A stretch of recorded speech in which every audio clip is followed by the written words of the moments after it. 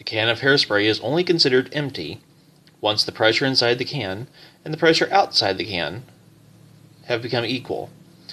If a 750 milliliter empty can of hairspray has an internal pressure of 1 atmosphere, 1.000, at a temperature of 23.7 degrees Celsius, what would be the pressure if the can were heated in a trash incinerator to 1450 Kelvin, assuming that the volume remained constant?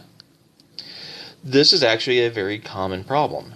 If you look on many aerosol cans, they'll have a warning label on them saying to not incinerate the cans. They can actually build up quite a bit of pressure at those elevated temperatures and can even explode. So, how much pressure are we talking about? Well, in this problem, we have an initial pressure, and we're going to try to find a final pressure. We have an initial temperature and a final temperature, and while we have an initial volume, we're going to assume that volume remains constant, so we'll use the same volume for both. We have a set of changing conditions. This would be an ideal case for the combined gas law. P1 V1 over T1 equals P2 V2 over T2. So our initial pressure is 1.000 atmospheres. Our initial volume, in this particular problem, normally we want our volumes to be in liters. In this particular problem, if we convert both the initial volume and the final volume to liters or to gallons or to teaspoons, those units will actually cancel out at the end. As long as they're consistent, we actually don't need to convert them. So I'm going to save myself a little work and just put it in as 750 milliliters. The one unit that does have to be converted, though, is our temperature. So we have 23.7 degrees Celsius plus 273. We'll convert this into Kelvin, so 296.7 Kelvin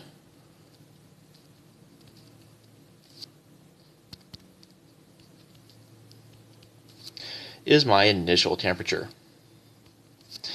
I also have final pressures, which is what I'm trying to find. So I'll leave that as P2. V2, we're assuming, does not change. It's constant.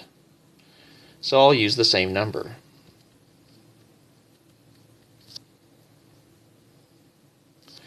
And my T2 is 1450 Kelvin. It's actually already in Kelvin. So I can plug it directly in for T2. Now, solving for P2, we'll have my 1.000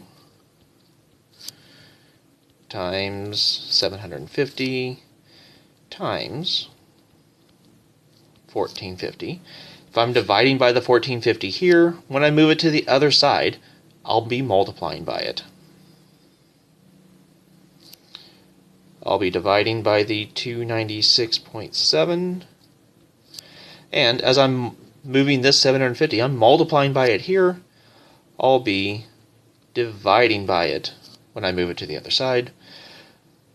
If you happen to notice, those two 750s, one on the numerator, one on the denominator, should cancel out. But doing the math just as it was originally written,